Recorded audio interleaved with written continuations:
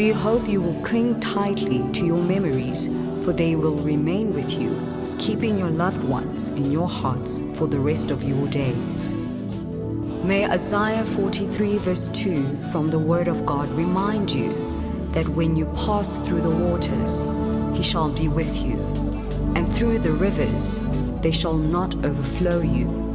When you walk through the fire, you shall not be burned. As GS Funeral Parlor, we have been honored to lay your loved one to rest in glory. GS Funeral Parlor. resting in God.